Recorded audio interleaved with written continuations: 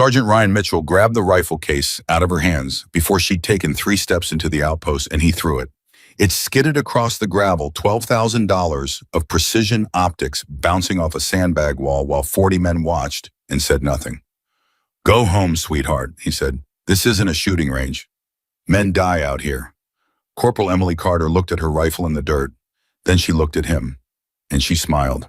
Before we go further, please subscribe to the channel and stay with this story all the way to the end. And comment below what the city you're watching from so I can see how far this story has traveled. The case had landed on its side, and that was the part that mattered to Emily Carter. Not the insult, not the laughter that came a half-second later from somewhere behind the sandbags, that ugly bark of a laugh that men make when they're checking to see if the other men are laughing too. What mattered was that the case had landed on its side because a Barrett M107 that lands flat is a Barrett that stays zeroed. And a Barrett that lands on its side is a Barrett that might have shifted a 1/4 mil in the mount, and a 1/4 mil at 1,500 meters is the difference between a dead enemy gunner and a dead American. So she walked past Sergeant Mitchell without a word, knelt in the gravel, and opened the case right there in front of everybody. "Oh, come on," Mitchell said. "You're not serious." She wasn't listening. She had the rifle out across her knees, her thumb running along the rail, her eye checking the scope mount the way a mother checks a child's forehead for fever. 2 seconds. 3. The whole outpost had gone quiet in that specific way that means everyone is pretending not to watch. "Carter," Mitchell's voice had dropped. He didn't like being ignored. 20 years in, and being ignored by a 24-year-old woman with a ponytail was a new experience. "I'm talking to you." "I know, Sergeant. Then look at me." In a second, somebody actually gasped. It was a small sound, a kid's sound, and it came from a private named Diaz, who was 19 years old and would remember this moment for the rest of his life, though he didn't know that yet. Emily finished her check. She set the rifle back in the foam, closed the case, latched it, and stood up. She was 5'6". Mitchell was 6'2" and built like a refrigerator with opinions. She looked up at him with an expression that had absolutely nothing in it. Not anger, not fear, not even irritation. Just a kind of flat attention, the way you look at weather. "Mount's fine," she said. "You got lucky." "I got lucky." "You did. Because if you'd cracked that mount, I'd have had to report the loss of a critical asset to Captain Walker, and then I'd have had to tell him how it happened, and then you and I would both be having a very long day." She picked up the case. "This way only, I'm having one." For a moment, Mitchell didn't say anything. Then he laughed, and it wasn't the ugly bark from before. It was something more confused than that, like a man who reached for a step in the dark and found the floor. "You've got a mouth on you." "I've got a job, Sergeant. Where's my sector?" He pointed without looking. 4, northeast. Nothing out there but rocks and goats." "Copy." "Carter." She stopped. He was still standing where he'd been. "I meant what I said. This isn't a range. You want to be treated like everybody else, you get treated like everybody else, and everybody else doesn't get a hand up when it goes bad. Nobody's coming for you." Emily adjusted the strap on her shoulder. "Sergeant," she said, "I've never once expected anybody to come for me." And she walked to Sector 4. Fort Raven Ridge wasn't a fort, and it wasn't on a ridge, not really. It was a scab of HESCO barriers and shipping containers pressed into a saddle between 2 brown mountains in a part of Afghanistan that had never appeared in a single news broadcast in the United States and never would. It existed for one reason. It sat above the only road wide enough for a vehicle convoy to descend out of the valley, and in 72 hours, everything the American military still had in that province was going to come down that road on its way home. 412 people, fuel trucks, wounded, contractors, 2 Afghan families who had been promised seats and were going to get them. All of it funneling through one pass, and the only thing standing between that convoy and the high ground was Raven Ridge and the 61 soldiers holding it. 72 hours. That was the whole mission. Sit there, don't die, let everybody else leave. Captain James Walker had briefed it that morning in a plywood room with a map taped to the wall, and he had used the word uneventful 4 separate times, and Emily had counted every one of them. Because in her experience, the number of times a commander says uneventful is directly proportional to how badly he wants it to be true. Walker found her at Sector 4 an hour later. She had already stripped the position down to nothing and rebuilt it. The sandbags were in a different place. The camo netting was gone entirely. Corporal, he said it carefully, what happened to your hide? It wasn't a hide, sir. It was a target. Explain. Netting was 3 months old and sun-bleached.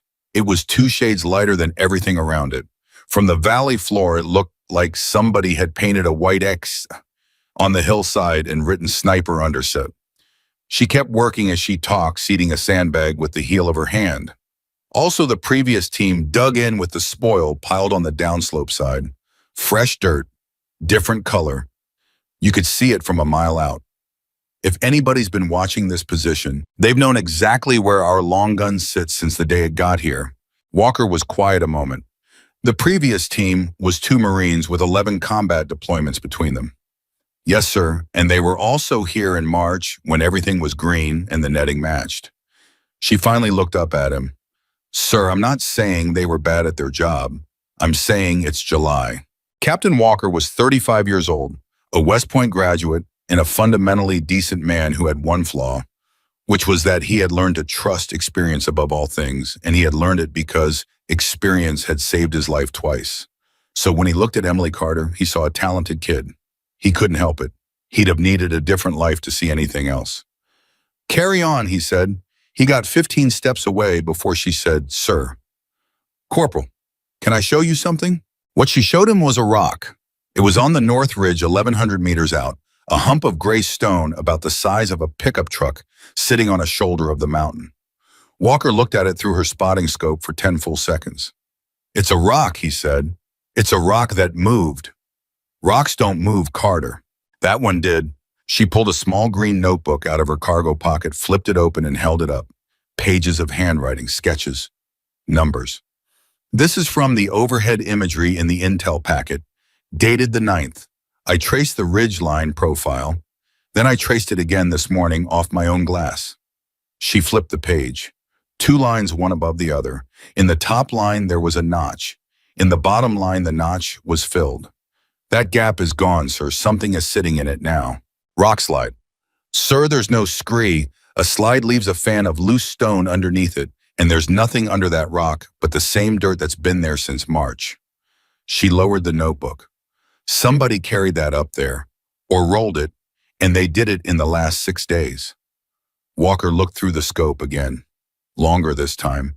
Why, he said slowly, would anyone haul a rock up a mountain? Because a machine gun needs a rest, sir. And because a machine gun behind a rock doesn't look like a machine gun, it looks like a rock. She waited exactly 1 beat. That position sees straight down the switchback. It sees the road. It sees the exact stretch where the fuel trucks have to slow to 9 miles an hour to make the turn. The captain took his eye off the scope. He was not smiling, but he wasn't dismissing her either, and Emily felt something in her chest unclench a half-inch. Then he said, I'll pass it to Intel, and it clenched right back up. Sir, with respect, Intel is 3 days behind. By the time, Corporal Carter, not unkind, just final. I have 61 people, 72 hours, and a convoy that leaves whether I'm ready or not. I can't reposition a defense around a rock. She said, yes, sir, because there was nothing else to say. He was almost gone when he turned back.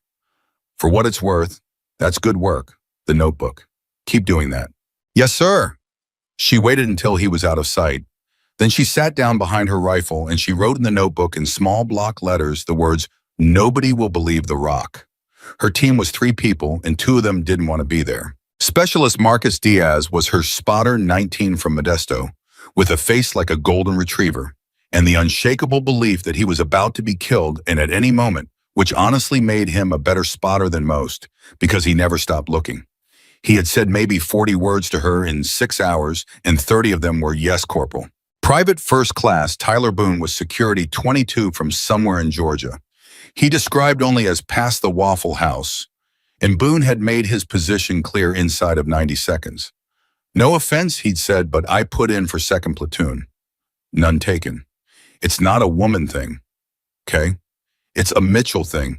Everybody wants to be where Mitchell is because Mitchell's been in 9 of these and he's still breathing. Emily had been cleaning her optic. That's not a bad reason. Boone had blinked. He'd been braced for an argument, and she'd handed him agreement, and it put him off balance in a way he couldn't articulate. So you're not going to give me a speech about what? About believing in you. Boone, she'd held the lens up to the light. If I have to give you a speech, I've already failed. Just do your job and I'll do mine, and in 72 hours, we'll never see each other again. He'd sat down heavily on an ammo can. That's cold, Corporal. That's Tuesday. By hour 6, Diaz had stopped calling her Corporal and started calling her Carter, which she let slide. By hour 9, he'd started asking questions. Can I ask you something? You can ask.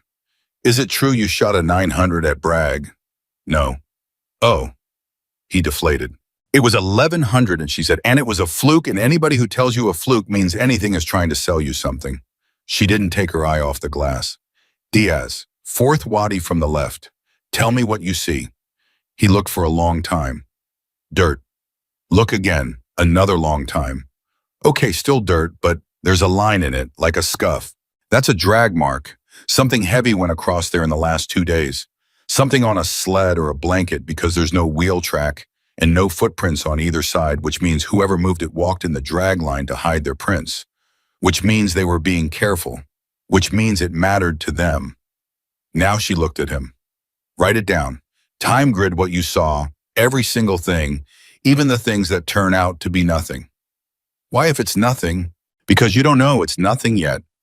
Diaz wrote it down, and that was the first time in his 19 years that Marcus Diaz felt like a soldier instead of a kid in a costume, and he never told her that, and she never knew.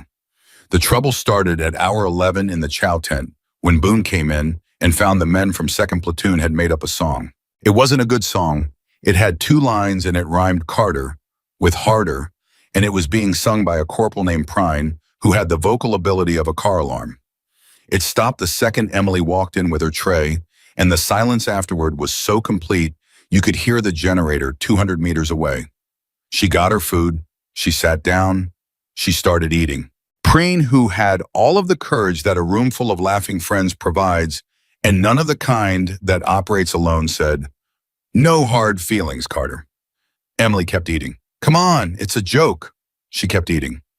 "You know what your problem is," Prine said, and now his voice had an edge because being ignored in front of an audience is a specific kind of unbearable. "You don't got a sense of humor? That's the whole problem with..." "Prine," Emily set her fork down. "How much does your plate carrier weigh?" He stopped. "What?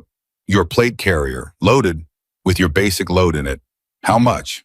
"I don't know. 51 pounds. I weighed 1 this morning on the supply scale because I like to know things." She picked her fork back up. "I weigh 134. That's 38% of my body weight.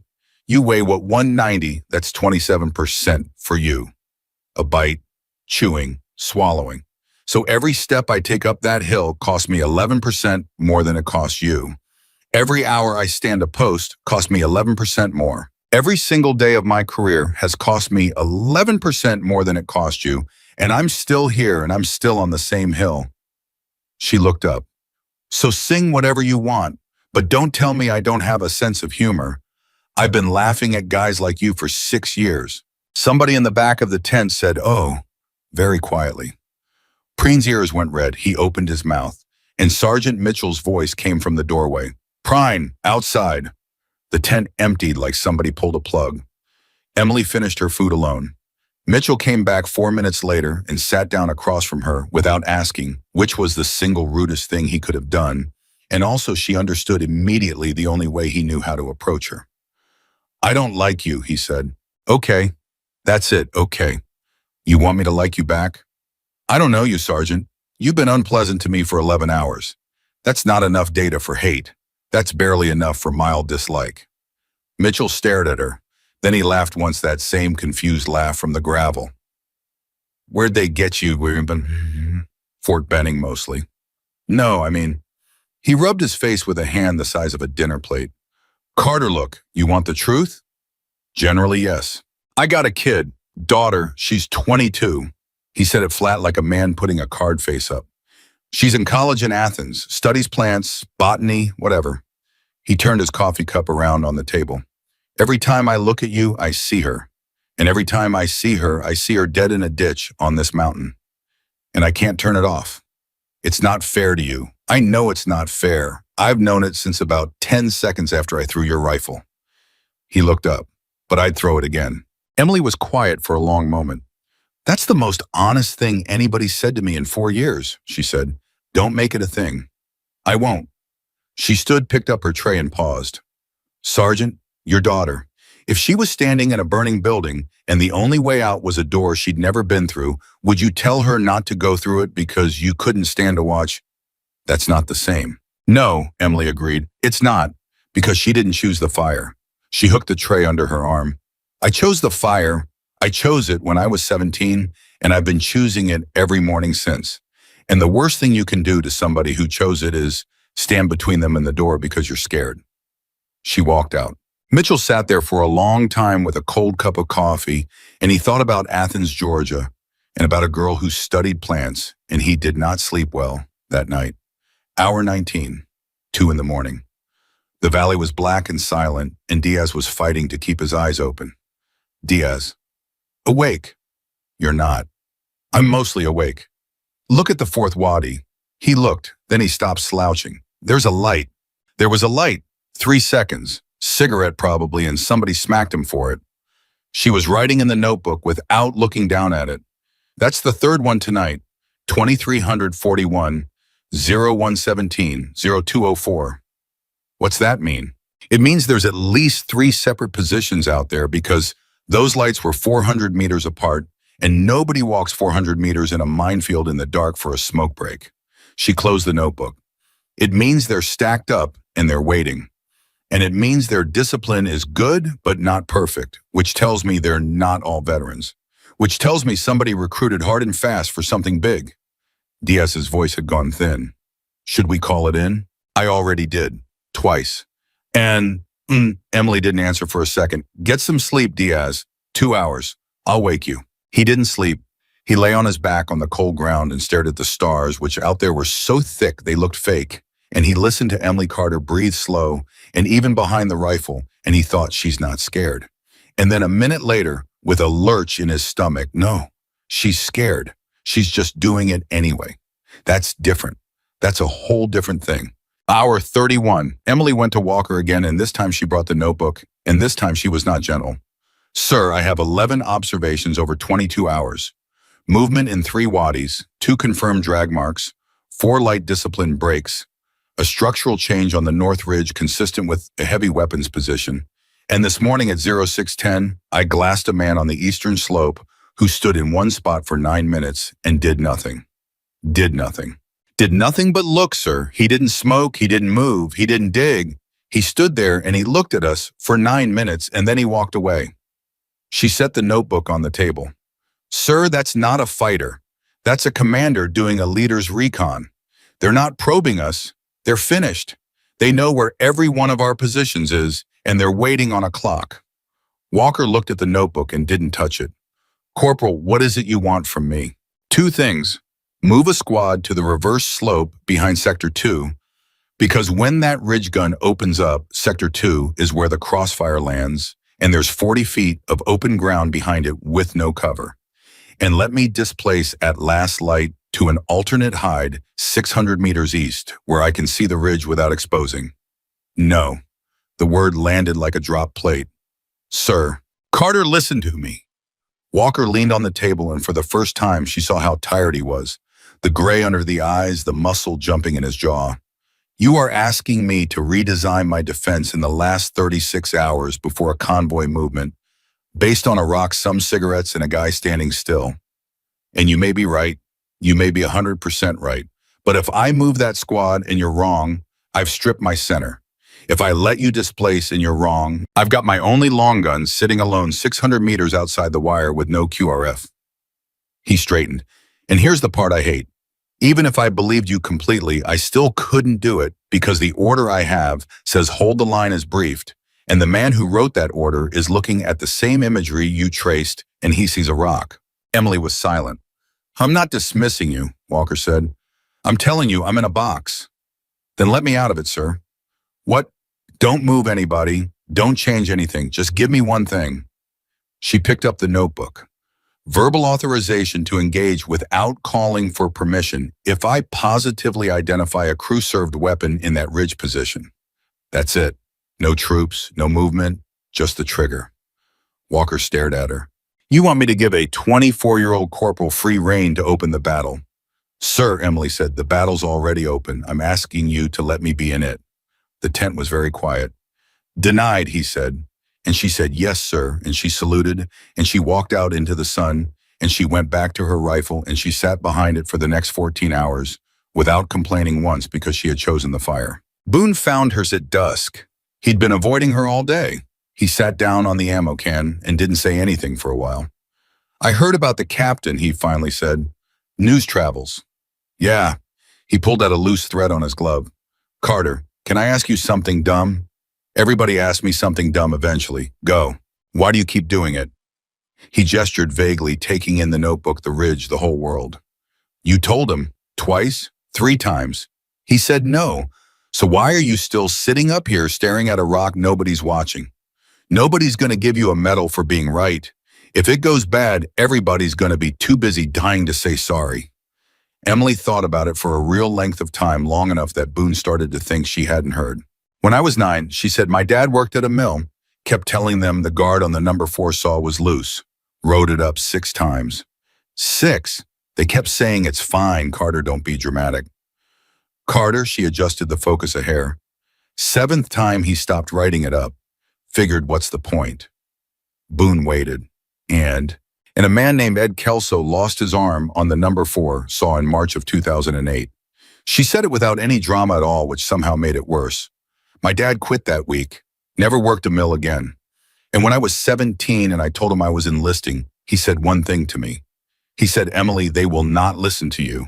He said they will not listen and you will get tired, and the day you stop writing it down is the day somebody loses an arm. She finally looked over at him. So I don't stop writing it down, Boone, that's all. That's the whole thing. There's no speech. I just don't stop. Boone sat there. Then he stood up and he checked his rifle and he took a position on her right side without being told, facing like outward, covering the approach she couldn't see. I put in for 2nd platoon, he said. I know. I'm going to withdraw it. Emily didn't answer, but her jaw moved slightly, and that was the closest thing to a thank you that Tyler Boone ever got from her, and he found to his own surprise that it was enough. Hour 61. 11 hours to go. The valley did something at 0340 that Emily had never seen a valley do. It went silent. Not quiet, silent. The dogs in the village 4 kilometers south had been barking every night since she arrived, and they stopped. The goats on the eastern slope, which had grazed that slope every dawn for probably 900 years, were not there. There was no smoke from the village. Not one cook fire. Emily put down her coffee. Diaz, wake up. Diaz, wake up right now and look at the village and tell me what you don't see. He looked. 10 seconds. 20. There's no smoke, he whispered. Wake Boone, get on the net. Get me Walker. Carter, it's almost 4 in the... Diaz. Her voice did something it had not done in 61 hours. It sharpened. The village knows. They always know. Somebody walked down there yesterday and told them to take the dogs and the goats and go, and they went. And that means the timeline isn't 72 hours anymore. She was already sliding the rifle forward, already ranging, already doing the math that lived in her hands. Get me Walker. Boone was up. Diaz was on the radio and his voice cracked twice, and he had to say it 3 times before the RTO on the other end stopped being annoyed. And in the plywood room, Captain James Walker sat up in the dark with the handset against his ear and listened to a 19-year-old say the words, Corporal Carter says the village is empty, sir. And he felt something cold and total go through him because he had been in the Army for 13 years and he had heard about this. Every officer hears about this. The moment where the thing you decided not to believe walks up and knocks on your door. Get her on, he said. Sir, Emily's voice was perfectly level. Village is evacuated. No smoke, no dogs, no livestock. Light discipline in the wadis has stopped completely as of 30 minutes ago, which means they're either gone or they're in final positions and holding.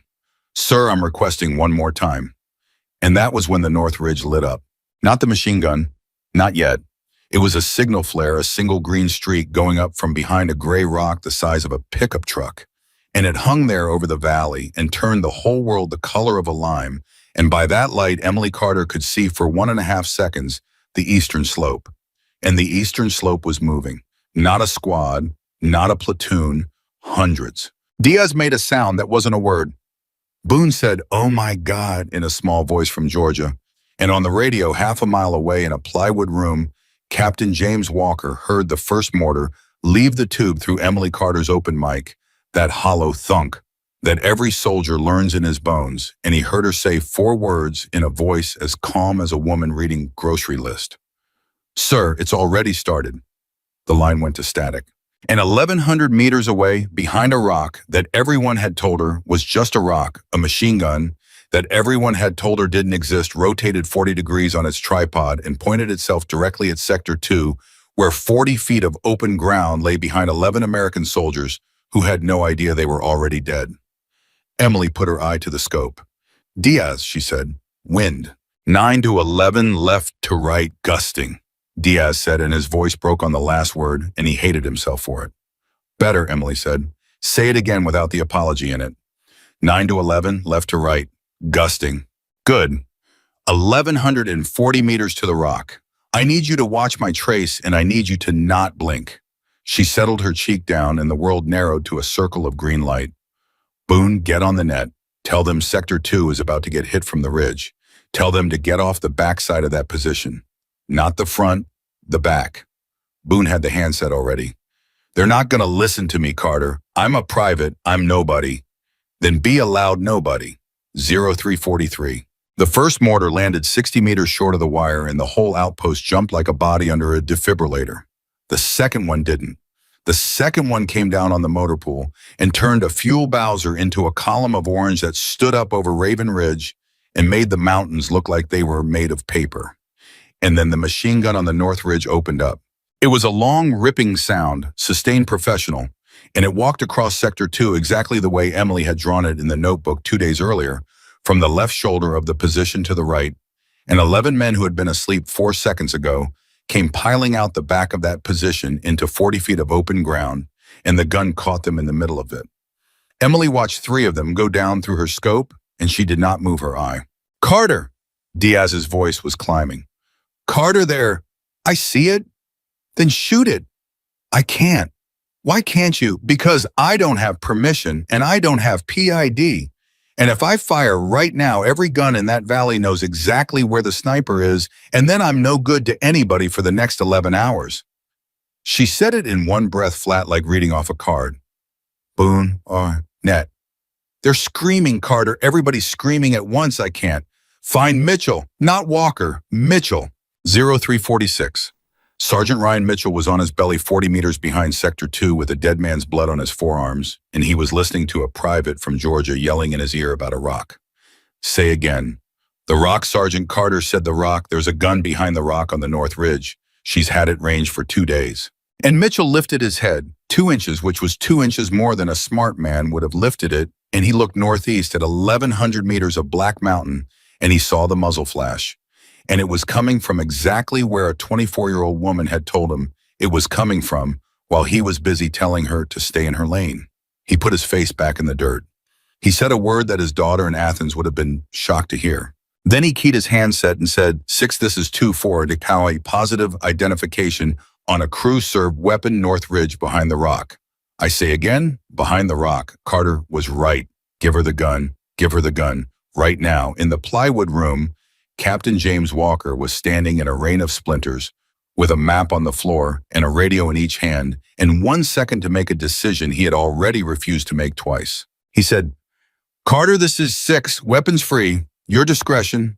Go, 0347. Emily heard it, and something in her chest went perfectly, absolutely still. "Diaz." "Yeah." "Wind. 9 to 11 left to right, still gusting. There's dust on the slope at 700. It's going the same way." "Good boy." She exhaled half a breath and held it. "Watch." The rifle went off. 2 seconds later, 1,140 meters away, the machine gun stopped. It didn't stutter. It didn't taper. It stopped mid-burst the way a record stops when you lift the needle, and the silence that came after it was so sudden and so total that 50 American soldiers lying in the dirt all lifted their heads at once like a herd of animals. Diaz was staring through the spotting scope with his mouth open. Confirm, Emily said. Diaz swallowed. He's down, the gun's down, Carter. Say the words. Target eliminated, and then the radio net exploded. Sector 4, confirm. Who fired that? Sector 4, this is 2-4, confirm your. That was Carter. That was 1,100 meters, that was Carter. Emily was already working the bolt. Diaz next, same ridge 40 meters left. There's a second position, they always run them in pairs. How do you, because I would, 0349. The second gun opened up 8 seconds later in 40 meters, left exactly where she'd said, and this time she didn't have to ask for the win because Diaz was already saying it before the flash faded, and this time the shot took 4 seconds instead of 40, and this time the whole ridge went quiet for a full minute. Boone was laughing. It wasn't a happy sound. It was the sound a man makes when the thing he was sure was going to kill him doesn't. You see that? He was yelling at nobody. You see that? That's my corporal. That's my corporal. You hear me? Boone, yes, corporal. Shut up and watch our 6 because in about 90 seconds, every man in that valley is going to be trying to find us. He shut up. He watched their 6. And 90 seconds later, almost to the tick, the first mortar round came down 200 meters east of them, and the second one came down 140 meters east, and Diaz did the arithmetic out loud without meaning to. They're walking it, he said. Oh God, they're walking it onto us. Yes. Carter, they're walking it onto us. We have to. Diaz, look at me. He looked. Her face was doing absolutely nothing.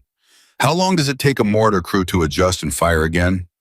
20 seconds, 30, 22. So we have 22 seconds to be somewhere else, and I already know where. Grab the spotting scope, leave the water, leave the cans, take the ammo and the glass and nothing else. Boone, you go first, you go left, you stay below the crest line, do not silhouette when I say move, you move, and you do not look back to see if I'm coming. Carter, move. They moved. The third round landed on their hide 14 seconds later, and Emily felt the heat of it on the back of her neck and from 60 meters away, and she did not stop running. 0358. They went to ground in a fold of rock she had picked out on her first day and marked in the notebook with 3 letters, ALT1. It was worse than the original position in every way except one. It couldn't be seen from the valley floor. Boone was on his back gasping. How long have you had that spot? Since Tuesday. You picked out a backup hide-in on your first day. I picked out 4. Boone laughed again, that same disbelieving bark. 4. Boone, in 10 minutes we're going to leave this one too. What? They have an observer, somebody up high who's been directing that mortar because those adjustments were too good. That means he saw us leave. That means he's already telling them about this rock. She was setting up as she talked, hands moving with no wasted motion. So we're going to fire from here twice, and then we're going to leave, and we're going to keep doing that until we run out of rocks or they run out of mortars. Diaz said in a very small voice. What if we run out of rocks first? Emily said. Then we'll find out what we're made of. 0406. In the center of the outpost, Captain James Walker had lost communication with 3 of his 6 sectors and was watching his defense come apart in a way he recognized from 100 training scenarios, and none of them had prepared him for the sound. Nobody ever tells you about the sound, not the explosions, the voices, 22-year-olds calling for their mothers on an open net. Mitchell came through the door of the command post with his helmet in his hand and blood that wasn't his soaking through his sleeve to the elbow. Sector 2's gone, he said. What's left of it is falling back to 3. I've got 4 dead, 9 wounded, and 1 kid I had to leave because he was already gunning and I couldn't carry him and the ammo both. Walker didn't answer. Sir? She told me, Walker said. She stood right there. Right where you're standing, she had a notebook. Sir, I need you here. She asked me for one thing, verbal authorization to engage. And I said denied because the order said hold as briefed, and I have spent 13 years being the guy who follows the order, and it has worked every single time until it worked out to 4 dead men in 40 feet of open ground that she drew on a map on Tuesday. Mitchell crossed the room in 3 steps and grabbed the front of his captain's vest, which is a thing that will end a sergeant's career on any other day of his life. Sir, with respect, you can hate yourself later. Right now, there are 57 people on this hill, and every one of them is listening to that radio to find out if you still know what you're doing. Walker looked at him. Then he pulled the handset off the desk, and his voice came out steady and clear, and it went into 57 pairs of ears at once.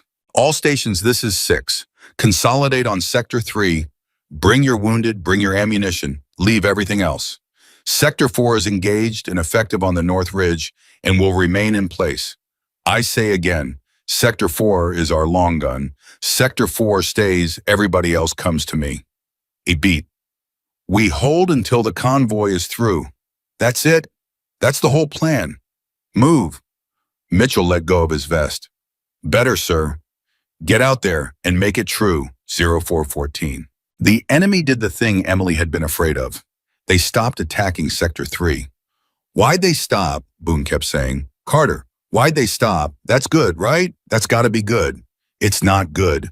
Why isn't it good? Because they didn't stop. They switched. She was scanning the eastern slope in slow, patient sweeps, and her voice had gone very quiet, which Diaz had learned in 7 hours was the only reliable indicator that Emily Carter was worried. Boone, if you're attacking a position and it has one thing making it dangerous, and that one thing has killed 2 of your gun crews in 4 minutes, what do? Boone's face changed. You come for the one thing, he said. You come for the one thing. And on the eastern slope, 1,100 meters out, enclosing 40 men in 3 separate groups, began moving up a draw that led exactly one place, and that place was a fold of rock with 3 Americans in it. Diaz's hands were shaking on the spotting scope. Carter, that's 40 guys. 38. That's not better. It's more accurate. She keyed her radio. 6 Sector 4. I have approximately 38 enemy moving to flank my position from the east draw. Request static. She tried it again. 6 Sector 4 radio check. Static. Boone said, Carter. Our antenna's on the old hide, she said. It burned with the water cans. Nobody said anything for 2 seconds. Then Emily Carter did something that neither Diaz nor Boone ever forgot, and that both of them described years later to their own children in almost the same words. She smiled. Okay, she said. Good.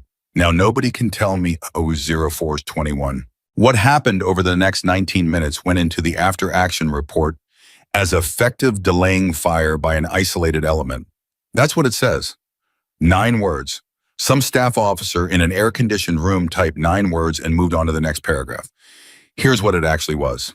It was Emily Carter firing from a rock, then crawling 90 meters on her elbows with Diaz dragging the glass behind her, then firing from a different rock, then doing it again and again and again, 11 times in 19 minutes, so that 38 men coming up a draw became convinced they were being engaged by at least 4 separate shooters and went to ground and stopped, which was the entire point. Because a man on the ground is a man not walking towards Sector 3. It was Boone who had asked to be transferred to 2nd Platoon, lying across the mouth of a gap with his rifle and putting rounds down the draw every time somebody tried to move screaming things that weren't words. It was Diaz calling wind on the 9th crawl with blood running out of his ear from a round that had come close enough to knock him sideways, and Emily saying, you okay? And Diaz saying, I can't hear out of the left one, and Emily sawing, then call it from the right one, and Diaz, God help him, laughing. And it was the moment at 0433 when Emily rolled onto her back to reload and found she had 11 rounds left. She looked at them for a second in her palm. Then she put 9 back in the pouch and loaded 2. Boone saw her do it. Carter, what are you doing? Being careful. You've got 11. I know. Then why are you loading? Because in about 4 minutes, I'm going to need 11, and I'd rather spend 2 now and think hard about it than spend 11 now and pray later. 0437. The draw went quiet, and Emily Carter said, oh no. What? Diaz was frantic. What's oh no, don't say oh no. They're not stopped. They're waiting. She was already moving. Something's coming, and they're waiting for it. Boone looked south, not east. What do you see? Boone looked south, and what he saw was a truck. It was old, and it was moving fast, and it was coming up the switchback road toward Raven Ridge, and it was doing something no vehicle in that valley had any reason to do, which was accelerating toward 57 Americans with rifles. Truck, Boone said. Carter, there's a truck. It's a white truck. It's coming up the road. Emily's whole body went rigid. Say the color again. White. It's white. It's a white pickup. It's 0438. There are two things that a white pickup truck driving fast at an American outpost can be, and Emily Carter knew both of them, and she had been trained for one of them and had thought about the other one every single night since she was 22 years old. She got behind the rifle. She found it. 460 meters. Easy. A shot she could have made asleep drunk with the wrong scope. And through the windshield, she saw the driver's face. He was maybe 14. Diaz said, "Carter, shoot it." She didn't shoot it. "Carter, shoot it. There's a kid driving." "What?" "There's a kid driving, and there's someone in the passenger seat with a hand on his shoulder, and he's crying." Diaz, the driver's crying. Her voice hadn't gone up at all, and that was somehow the worst part. "That's not a driver, that's a hostage with a steering wheel." Boone was screaming now. "Carter, I don't care. I don't care who's driving. That thing hits the wire and everybody at 3 is dead. Everybody. Mitchell's at 3. Walker's at 3. My whole..." "I know." "Then shoot it." 460 meters. Closing at 40 miles an hour. 11 seconds. And this is the part that never made it into the after-action report, and never made it into the news, and never made it into the story that got told in bars for the next 20 years. Because the story that got told in bars was clean, and this wasn't. Emily Carter did not shoot the driver. She shot the engine block twice in 1.5 seconds, and the truck slewed and coughed and did not stop because 100 meters of downhill momentum doesn't care about an engine. 9 seconds. She shot the right front tire. The truck went sideways. 7 seconds. And it kept coming, sliding broadside now, and it was going to hit the wire at Sector 3 regardless of what anyone did, and Emily Carter had 4 rounds and no engine left to shoot, and 900 pounds of something in the bed of that truck. And she made a decision that took her 1/3 of a second and that she would carry for the rest of her life. She shot the man in the passenger seat. The truck rolled twice and came apart against the rocks 180 meters short of the wire, and did not detonate because the man whose hand had been on that boy's shoulder had also been holding the trigger, and dead men let go of things. 0439. For 6 seconds, nobody on that mountain said anything at all. Then Diaz said very quietly, "The kid." Emily didn't answer. She was looking through the scope at the wreck. "Carter, the kid. He's moving," she said, and her voice did a thing it had not done in 70 hours. It wobbled one syllable so small that only Diaz caught it, and he never told anybody, not once, not ever. "He's out. He's crawling. He's crawling south." Boone put his forehead down on his forearm and breathed. "How?" he said. "How did you know to shoot the passenger?" "Because if the kid was the bomber, the passenger wouldn't be there." 0446. At Sector 3, Sergeant Ryan Mitchell had watched the whole thing from 90 meters away with his rifle on a sandbag and no ability to help, and he had seen the truck come apart, and he had seen a boy crawl out of it, and he had done the math on what those shots meant in the order they came, and he stood up in the middle of a firefight and shouted at the top of his lungs at a mountain. She could have taken the easy shot.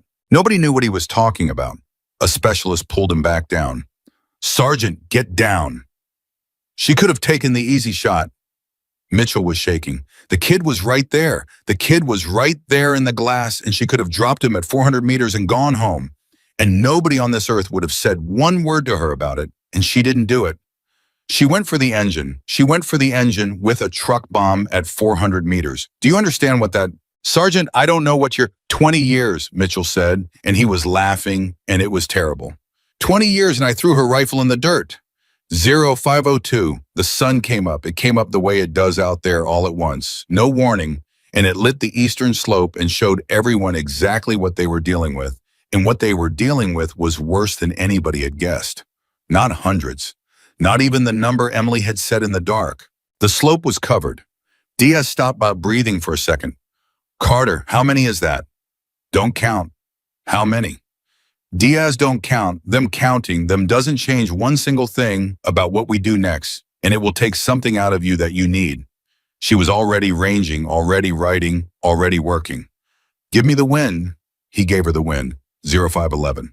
They had reestablished contact by then because Boone had crawled 140 meters back to the burning hide and pulled the antenna out of the fire with his bare hands and crawled back with it, and his palms would be scarred for the rest of his life.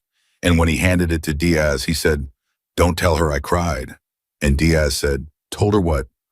Walker's voice came through, torn up with static.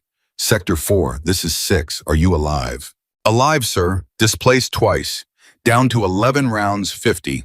2 guns confirmed on the North Ridge, 1 vehicle-borne device neutralized short of the wire, and I have approximately 300 plus in the open on the eastern slope moving in 3 columns." There was a pause on the net. "Say again, your ammunition." 11 rounds, sir." A beat. 10. Another pause. And then Captain James Walker, who had said the word denied to her face 36 hours earlier, said the sentence that Emily Carter would remember longer than any medal. "Sector 4, all stations on this net will support you. Anybody who has 50 caliber, anybody who has a resupply, anybody who can move you, move to Carter. She's got the ridge, and the ridge is the fight." His voice cracked, and he let it. "Sector 4, what do you need?" Emily Carter closed her eyes for exactly 1 second. "Sir," she said, "I need everybody to do exactly what I say for the next 6 hours." "Done." "And sir, go. There's a kid 180 meters south of the wire, and he's alive, and he's 14, and somebody needs to go get him." The net was quiet. "Say again, Sector 4. There's a boy, sir, in the wreck. He didn't want to be in that truck. Somebody needs to go get him, and I'm the only one who can cover it, and I've got 10 rounds and 300 men on a slope." She let out a breath. "I'm telling you what I need, sir, and that's what I need." And Sergeant Ryan Mitchell, 40 meters from his captain, listening on his own handset with a burned face and blood on his arms, and a daughter in Athens who studied plants, keyed his mic before Walker could answer. "Sector 4, this is 2-4. His voice was wrecked. "I got him. 2-4, that's 180 meters of open ground with 300 rifles on it." "Yeah," Mitchell said. "You gonna cover me or not, Carter?" And Emily Carter, 24 years old, 10 rounds, no sleep, sitting on a rock in a country that had never known her name, put her eye back to the scope and said the only thing there was to say.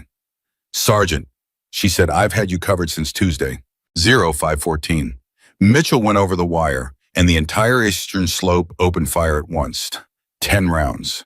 That was the number in Emily Carter's head as Sergeant Ryan Mitchell went over the wire, and it was a number that meant nothing and everything, because 1,100 meters away, 300 men were pulling triggers, and she had 10 chances to make them stop.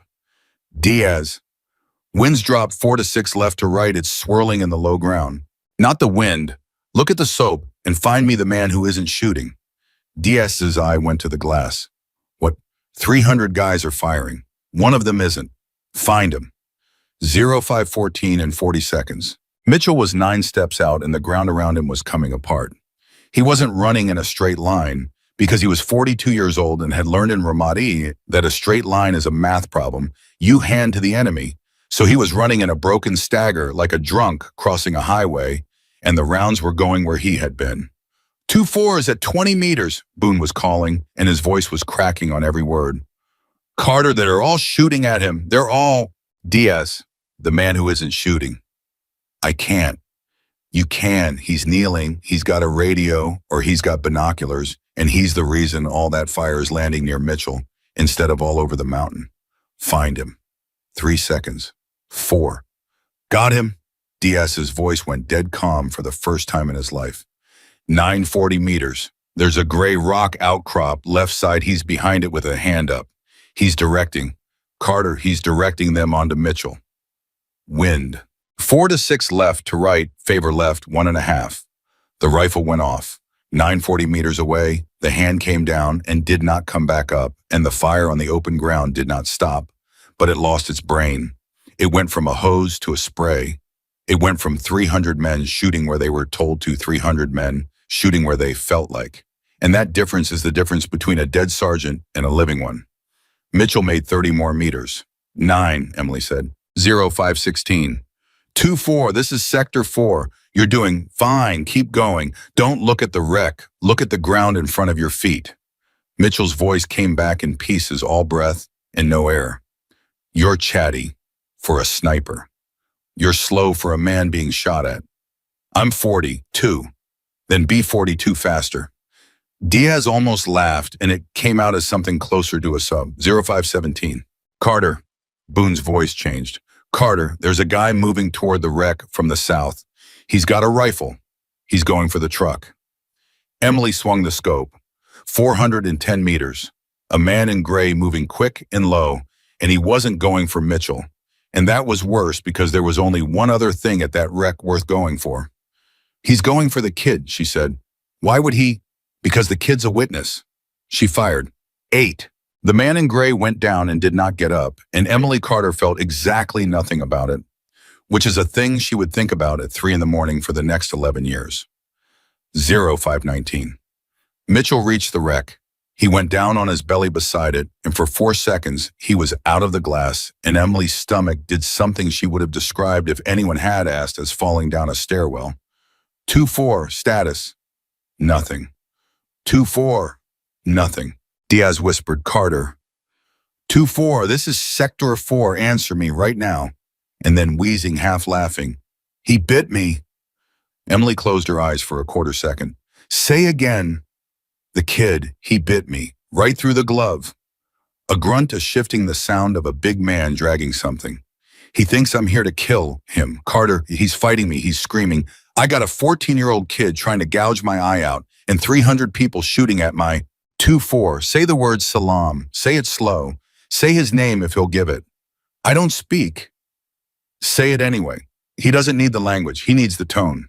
And 90 meters from the wire in the dirt under fire, Sergeant Ryan Mitchell, who 20 years of the United States Army had built into a specific and durable kind of instrument, put his mouth next to a terrified boy's ear and said the only gentle word he knew in that country over and over in the voice he used to use in a house in Georgia at 2 in the morning when a little girl had a bad dream. The boy stopped fighting. He's up, Mitchell said. He's up. He's on my back. I'm coming back, Carter. Go. 0521. The slope figured it out. 200 rifles swung to the open ground, and the air above Mitchell turned into something with texture, and Emily Carter had 8 rounds and no answer. And she did the only thing that was left, which was to shoot the closest thing to a leader she could find, and then the next one, and then the next one, 3 shots in 11 seconds at ranges between 600 and 900 meters. And every man on that slope who saw the man beside him fall for no reason at all did what human beings have done since the beginning of the world. They flinched. They flinched for 2 seconds. Mitchell needed 4. 5, Emily said. Boone suppress. I don't care what you hit. Boone emptied a magazine into the eastern slope, and then another, and he was crying, and he didn't know it, and the brass was landing on Diaz's neck and burning him, and Diaz didn't notice. Mitchell came over the wire at 0522 with a boy on his back and a hole through his left calf that he didn't know about yet. The whole of Sector 3 stood up and screamed. 0523. Sector 4, this is 6, Walker's voice. 2-4 is inside. 2-4 is inside with the package. A copy, sir. Carter. A pause, and everyone on that net heard it. That was the finest thing I've seen in 13 years. Sir, I've got 5 rounds. The net went silent. Say again. 5 rounds, sir, and there's still 300 of them. 0531. Here is what Emily Carter understood at 0531. That nobody else on Raven Ridge had figured out yet, and it was the thing that changed everything, and it started with a question Diaz asked by accident. Why aren't they charging? She had been thinking it for 9 minutes. Say that again. I said, why aren't they? There's 300 of them, and there's like 50 of us, and we're almost out of everything. They could just come. They could just walk up here. Why are they sitting on a slope taking casualties from a girl with 5 bullets? Emily Carter went absolutely still behind the rifle. Diaz, she said slowly, say that one more time. Why aren't they? No, the last part. Why are they sitting on a slope? And Emily Carter said, oh God. She was already moving, already pulling the notebook out, already flipping pages with hands that were not quite steady. Boone, listen to me. What time is the convoy scheduled to enter the pass? I don't, 1300. 1240? 1240, and it takes them 90 minutes to clear the switchbacks, and the last vehicle is out at 1410. She was writing. Diaz, they're not attacking us. They've been shooting at us for 2 hours, and they haven't advanced 1 meter. So they're not trying to take Raven Ridge. She looked up, and her face had gone the color of paper. They're fixing us. They're holding us here. They want us to stay exactly where we are and burn through every round we've got because we're not the target. We were never the target. Boone said, then what's the convoy? 0533. 6, this is Sector 4 priority. Send it. Sir, the eastern slope is a fixing force. They have not advanced in 2 hours and they have taken 60-plus casualties standing still, and no commander does that unless standing still is the mission. She was talking fast now, faster than she'd talked in 3 days. Sir, they want us pinned on this hill and out of ammunition at 1240. This isn't an attack on the outpost. It's a screen. The main effort is somewhere else and it's aimed at the road. Silence on the net. Long enough that Diaz started to sweat. Then Walker Carter, that's the entire battalion's convoy. 412 people. Yes, sir. You're telling me that on the word of a corporal with 5 rounds, I should call brigade and stop a movement that took 6 weeks to plan? No, sir. Emily's jaw set. I'm telling you to look at the 4th Wadi. 0535, because that was the thing. That was the thing she had written down 11 times in a green notebook over 3 days, while everybody told her she was watching dirt. The drag marks, the lights at 400-meter spacing, the man who stood still for 9 minutes, the rock, the empty village. All of it had been in the 4th Wadi, and the 4th Wadi did not lead to Raven Ridge. It led under it. It led to the road. Sir, the 4th Wadi runs south-southwest and comes out below the 2nd switchback, and I have been reporting movements in it since Tuesday, and every single time I got told it was goat herders. She was breathing hard. Sir, they've been putting people down there for 3 days, under our noses, while we watch the East Slope, because the East Slope is a magic show, and the whole point of a magic show is that you're supposed to watch the loud hand. Walker's voice when it came was very small. How many? I don't know. Guess. Sir, based on drag marks and the light discipline breaks, they moved at least 4 heavy loads down that wadi. Mortars or recoilless or mines. And they move them at night with people who don't smoke, which means their best people are down there, and their conscripts are on the slope dying to hold our attention. She let out a breath. Sir, the guys shooting at us are the ones they can afford to lose. 0538. Get me brigade, Walker said to his RTO. Sir, brigade's going to want. Get me brigade. And what happened next is a thing that gets left out of every version of this story, and it's the part that Emily Carter got angriest about for the rest of her life, and it lasted 26 minutes. Brigade said no. 0544. A major in an air-conditioned room 400 kilometers away, a good officer, a competent officer, a man with 11 other problems that morning, listened to Captain James Walker relay the assessment of Corporal Emily Carter and said the sentence that officers have been saying since Troy. Based on what? Based on my sniper's observations, sir, over 3 days.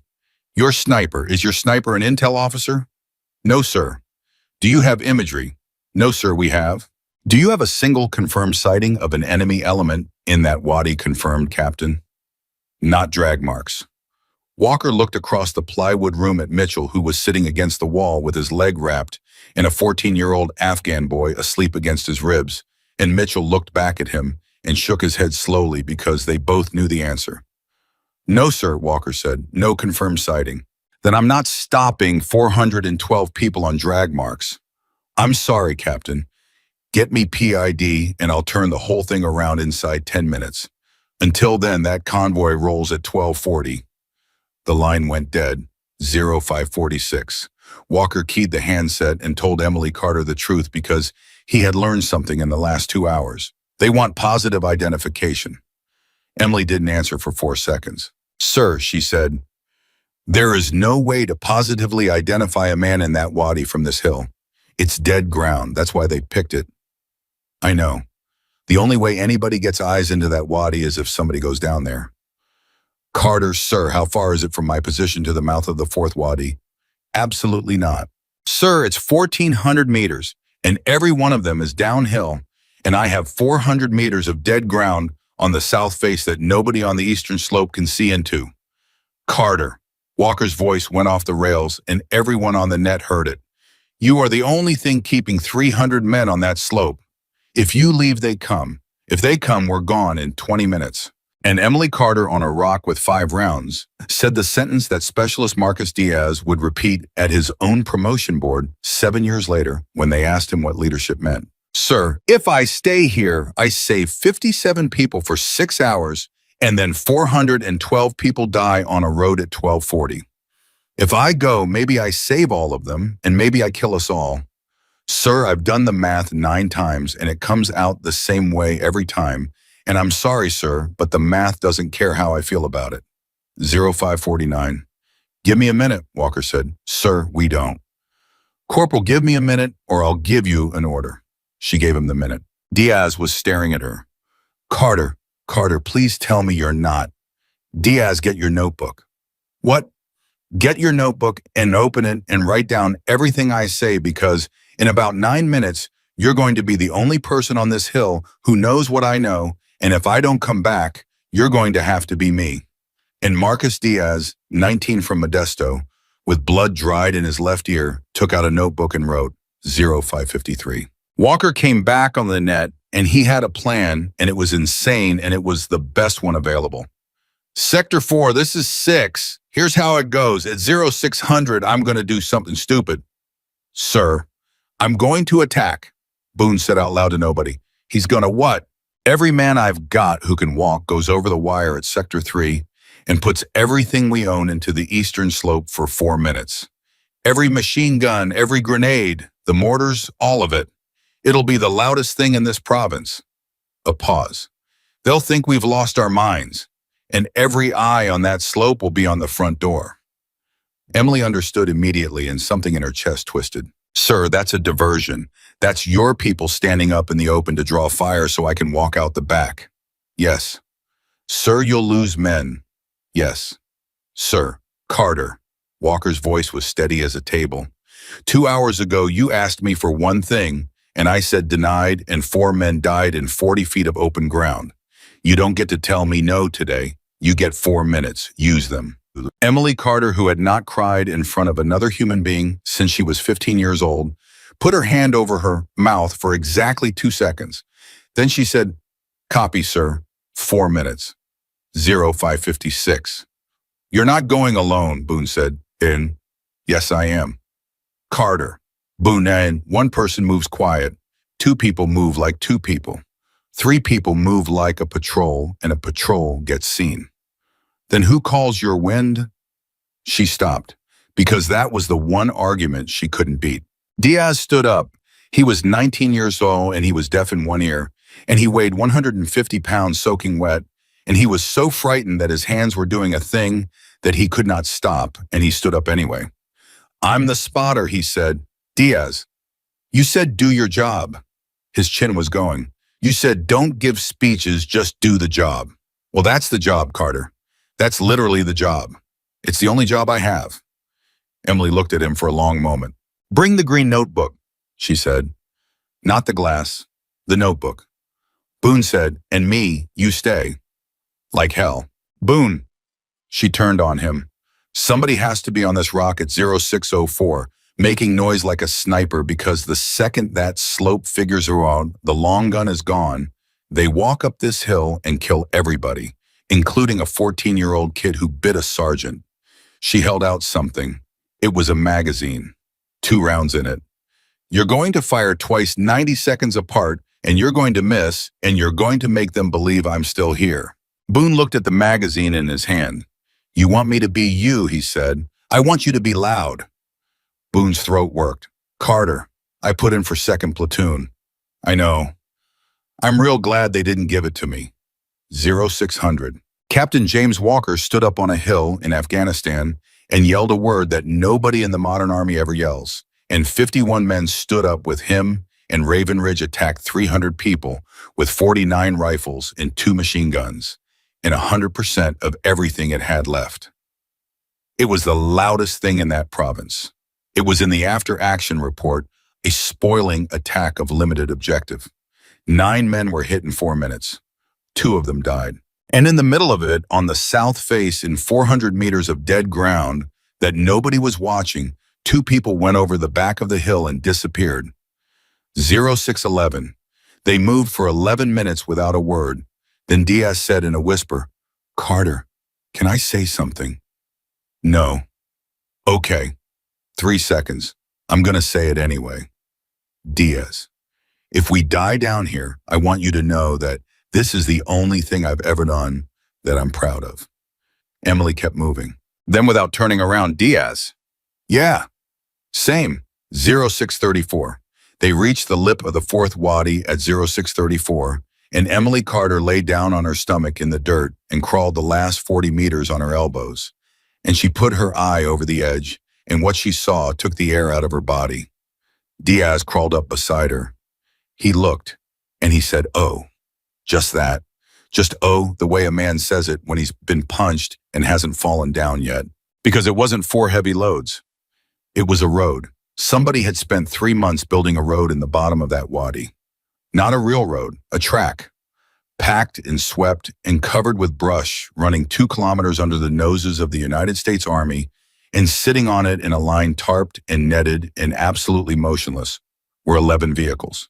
And around them, sleeping in the shade in rows with their weapons stacked, were more men than Emily Carter could count. "Carter," Diaz breathed. "Carter, those are recoilless rifles on trucks, 4 of them." Her voice had gone somewhere far away. "And the rest are troop carriers." "How many people?" "Don't count." "Carter, how many?" 240 minimum, and I'm being kind to myself." She was already pulling out the radio. "Diaz, right.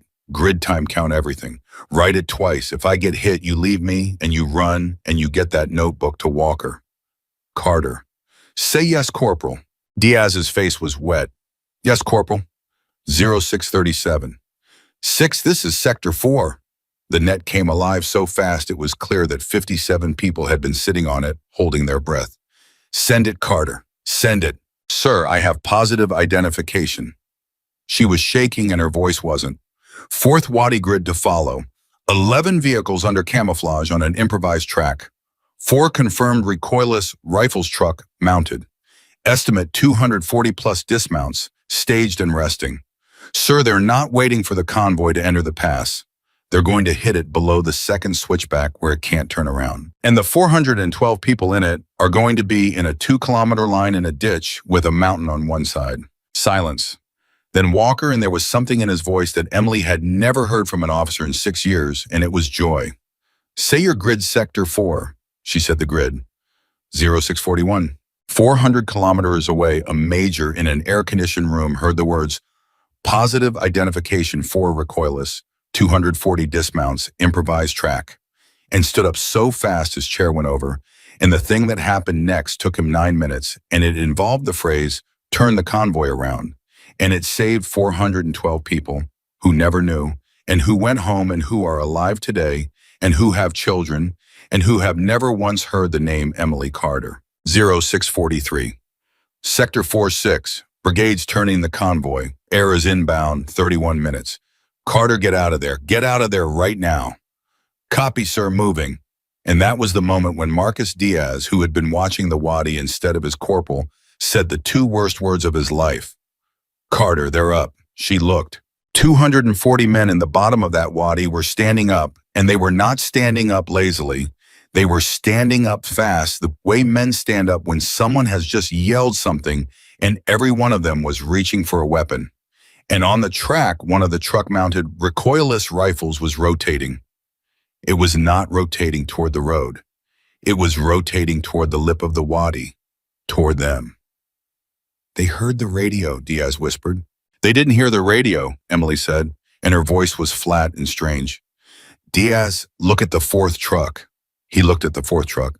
A man was standing on the hood of it with a pair of binoculars pointed directly at them, and he was not shouting, and he was not hurrying, and even at 300 meters, even through the shimmer, Diaz could see that he was doing the one thing that made no sense at all. He was waving. Emily Carter's blood went to ice. "He's been watching us," she said. "He's been watching us come down the hill for the last 40 minutes. "What?" "Diaz, he let us find this." Her hands were moving, gathering, ranging, doing 4 things at once. "He let us see the trucks. He wanted us to call it in." "Why would he want us to?" And then Emily Carter understood the whole thing, all of it, 3 days of it, backward and forward, and it hit her so hard she made a sound. Because now the convoy's turning around, she said, and there's only one road it can turn around on. Diaz stared at her. And it goes back through the pass, Emily said. Behind us, past Raven Ridge, past the eastern slope, past 300 men we've been telling ourselves are the ones they could afford to lose. 300 meters below them, 240 men began climbing out of the wadi, and the recoilless rifle fired. The round went over them. It went over them by 4 meters, and it hit the slope behind them, and Emily Carter felt the ground punch her in the chest through her ribs, and she was already rolling, already dragging Diaz by the drag handle on his vest, already counting. He missed, Diaz was yelling. Carter, he missed. He had us, and he missed. He didn't miss. He missed, it went right over. Diaz, a recoilless at 300 meters, does not miss. He put it over our heads on purpose. She got them behind a shelf of rock and put her back against it and looked at him with an expression he had never seen on her face and never wanted to see again. He's not trying to kill us. He's hurting us. 0645. Here is what Emily Carter had figured out in the 4 seconds it took her to move 9 meters, and it was the worst thing she had ever figured out in her life. A man on a truck hood had waved at her. He had let 2 Americans crawl to the lip of his hidden road and look at his 11 vehicles and his 240 men, and he had let them get on the radio, and he had listened to them do it, and then he had put a round over their heads instead of through them. Because a dead sniper doesn't run home. And a running sniper tells everybody what she saw, and everybody believes her because she's the one who was right about the rock. He wanted the convoy turned, she said. He built a road for 3 months so that we'd find it on the last morning. That doesn't make any. Diaz, what's the one thing that road can't do? She grabbed his vest. Look at it. Look at the track. It's 2 kilometers of packed dirt in a ditch. It's brilliant for hiding trucks. What can it do? Diaz's mouth opened. It can't get out, he said. It's a dead end. It only comes out at the switchback. It's a box. Emily's voice was going faster and faster. He put 4 recoilless rifles in a box he can't get out of unless we're not on this hill. He never intended to hit the convoy in the pass. That was the bait. That was the second magic show. Diaz the Wadi was the second magic show, and I fell for it in 9 minutes flat because I was so busy being right about the first one. 0647. 6, this is Sector 4, priority, cancel my last. Nothing. 6, this is Sector 4, do you read? Nothing. Diaz was looking at the radio like it had bitten him. Carter, they're jamming us. They can do that. They've had 3 months in a row, Diaz. They can do whatever they want. She was already up. Move, we go back up. Now, hard. Carter, that's 1,400 meters uphill with 240 guys. Diaz, she was already running. The convoy turns around at 0650. It comes back through our pass at 0720. There are 300 men on the eastern slope who have been sitting still for 3 hours taking casualties and doing nothing. And I have been calling them conscripts, and I have been calling them the ones he could afford to lose. And Diaz, I was wrong. I was wrong about them. They're not a screen. Her voice broke, and it was the first time in 3 days. They're the ambush. They've been sitting on the high ground over the road the entire time, waiting for us to send the convoy back into their laps. Diaz ran. 0652. Boone fired his second round from Emily Carter's alternate hide at 0652. 90 seconds after the first, exactly as instructed, and he missed exactly as instructed, and he was out. He lay there with an empty magazine and a rifle he wasn't good enough to use, and he looked down at the eastern slope, and he said out loud in a voice from past the Waffle House, "Okay, okay, okay, okay." Then he did something Emily Carter had not told him to do. He picked up her spare optic, the ranging glass she'd left, and he crawled 40 meters east in the open, and he set it on a rock where the morning sun would catch the lens because he had spent 3 days listening to a woman explain that the enemy watches the shine. Then he crawled back and waited to see if it worked. It worked. Every mortar on the eastern slope shifted 40 meters east. Tyler Boone lay in the dirt and laughed until he choked. 0655. In the command post, Captain James Walker was screaming into a handset that gave him nothing back but a wall of noise. Sector 4, Sector 4, Sector 4, this is 6, respond. Sir, we're jammed on all 3 frecks. The RTO was 19. Sir, everything's jammed. Brigade 2. Walker stopped. He put the handset down very slowly. And Sergeant Ryan Mitchell, sitting against the wall with a wrapped leg and a boy asleep on his ribs, said, Sir, when did the jamming start? 2 minutes ago. 2 minutes after Carter called the Wadi in. They looked at each other. They let the call through, Mitchell said. Walker didn't move. Sir, they let it through and then they shut the net down. That's not jamming, that's a switch. Somebody threw a switch the second they got what they wanted. Mitchell was pushing himself up the wall with one leg.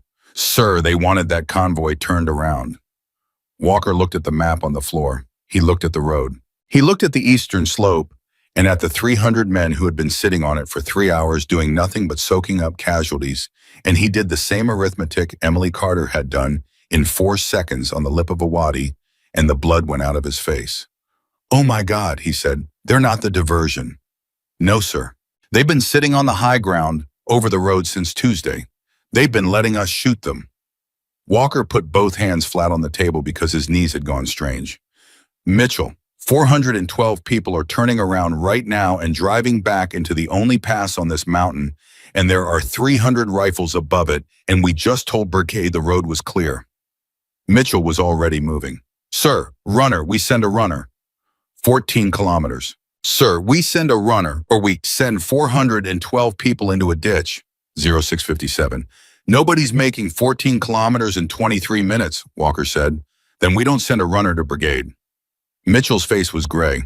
We send one to the road, Alnito. The road's 9 kilometers. Then we've got a chance. With what I've got, 11 men who can walk sergeant, and if I send them out that gate, the slope comes up this hill and takes everything, including that kid you carried. And that was when Private First Class Tyler Boone came through the door of the command post with a burned hand and a rifle he'd fired twice, and a face like a man who has just understood something. Sir, he said, the mortar stopped. What? The mortar stopped, sir. Boone was breathing hard. 6 minutes ago, all of them. They shifted onto my decoy and then they just quit. Sir, they are packing up. I watched a 2-man crew break down a tube and walk away. Walker stared at him. They're leaving, Boone said. They're not shooting at us anymore because they don't need to anymore. And in the silence that followed, Captain James Walker understood that he had lost this battle 3 days ago on a Tuesday when a 24-year-old corporal had shown him a rock, and he had said the word intel. 0701. Emily Carter and Marcus Diaz were 900 meters from the wire and going straight up, and their lungs were on fire and they had not been shot at once. That was the thing Diaz couldn't get past. Carter, wheezing, why aren't they shooting at us? Because we're the mailman. The what? They shot the radio down after we sent the message Diaz. They're not going to shoot the only 2 people who know the message was a lie. She was hauling herself up a slope on her hands. If we die out here, nobody ever finds out.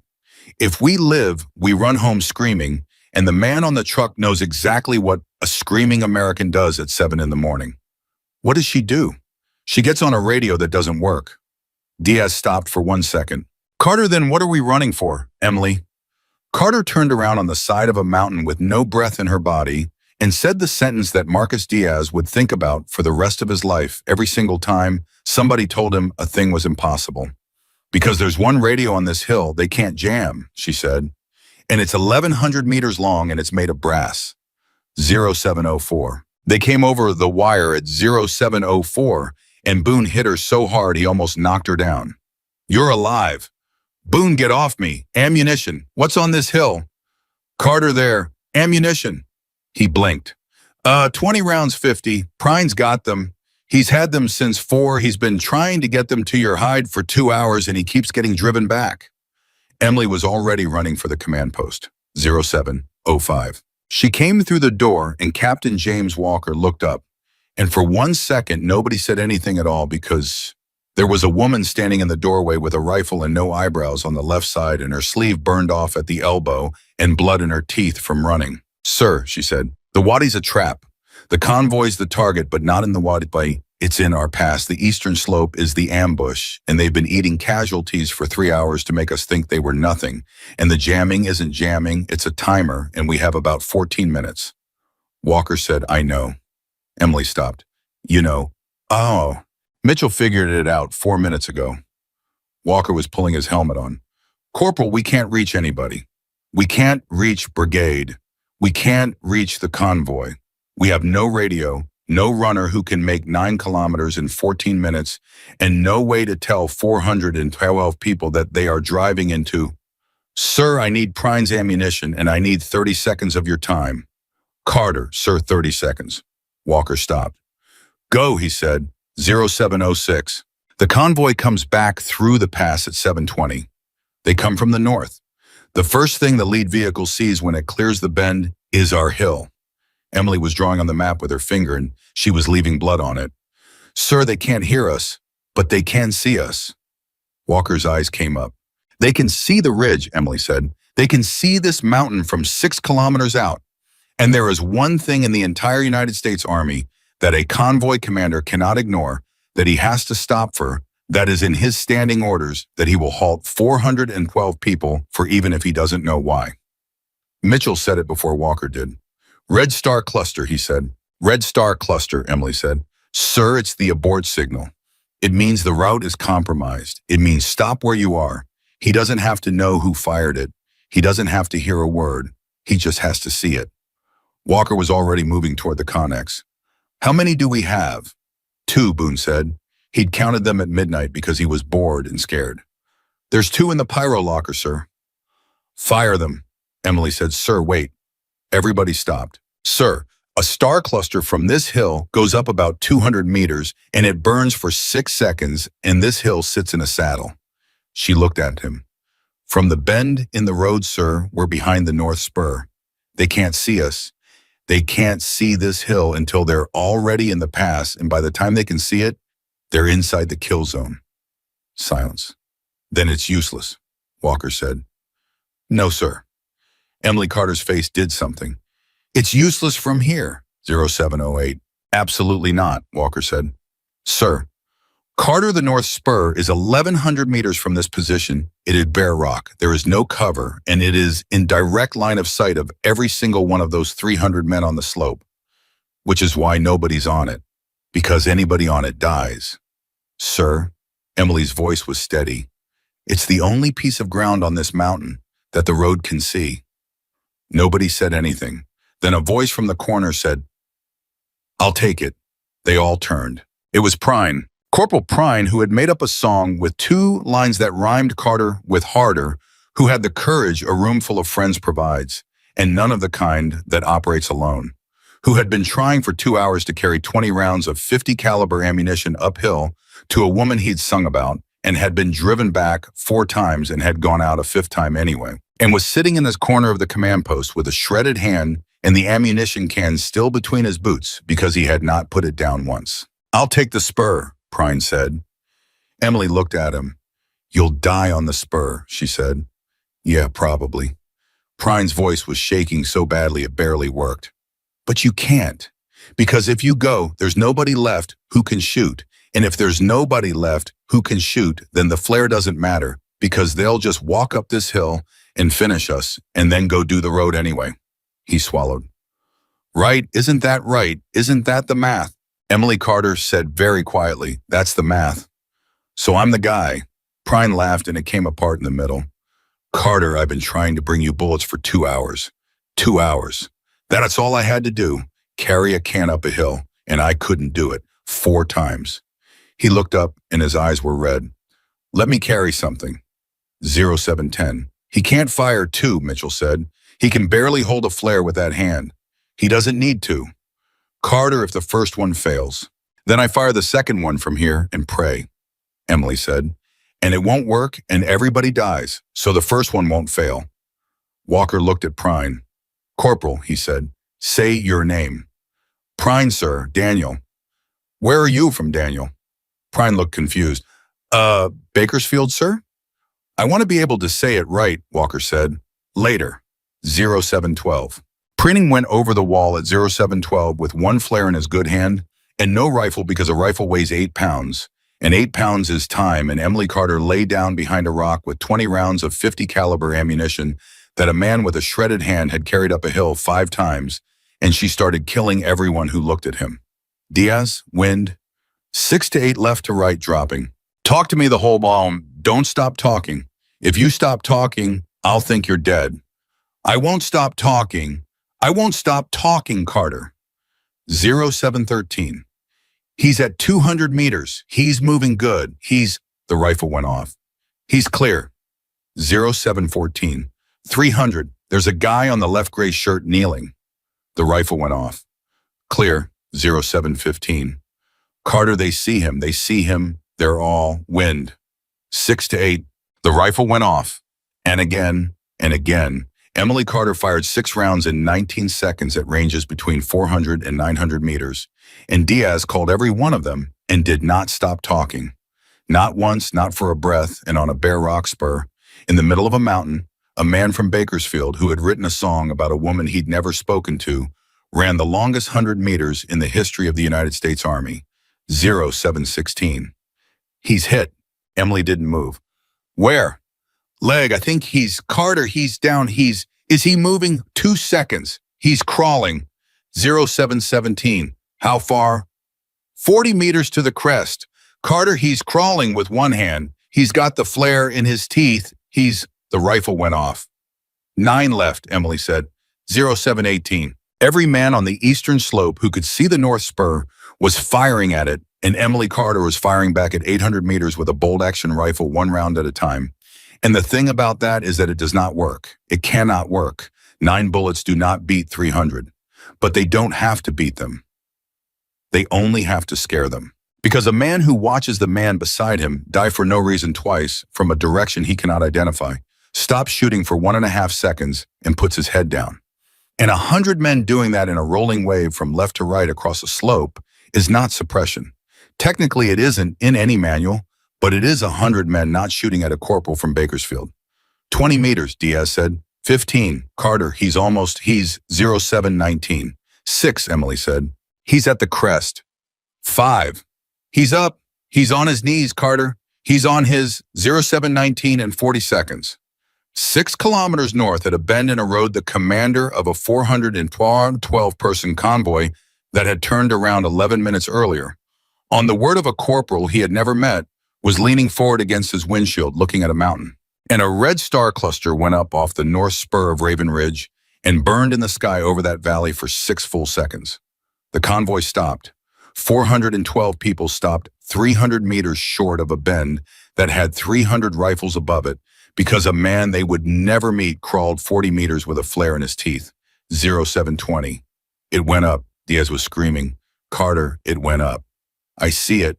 They stopped, Carter. They stopped. Look at the road. Diaz. They stopped, Diaz.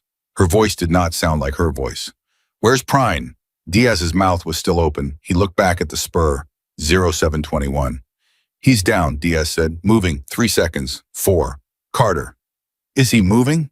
Diaz didn't answer. 0723. Sergeant Ryan Mitchell went over the wall on a leg with a hole in it and made it 40 meters before 4 men caught him and dragged him back, kicking and swearing and calling them names their mothers would have recognized.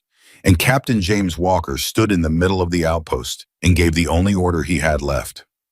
Nobody goes to the spur, he said. Nobody.